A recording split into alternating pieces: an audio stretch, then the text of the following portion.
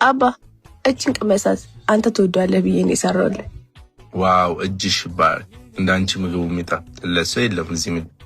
አንድን ሰው ድራማ መስራት ይባል ልታይ ማለት በኋላ ደብቆኝ ይመጣል። ማሂ ምን ሆነሻል? ዝም በይ እንጂ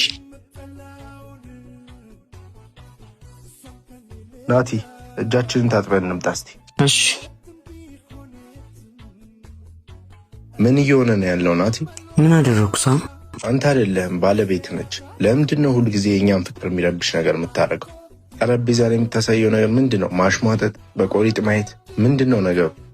ቅናት ነው ወይስ ምንድን ነው? ይቅርታ ሳም፣ እኔ ራሱ ደብሮኛል። ከቤት ቆጣን ጀምሮ የሆነ ነገር ሆናለች። እኔ እመክራታለሁ። እባክህ ንገራት። ሊሃ አንተንም እሷንም አክብራን ያስተናገደቻችሁ። ቤታችንና ፍቅራችን የሚረብሽ ነገር አልፈልግም። እሺ ጓደኛዬ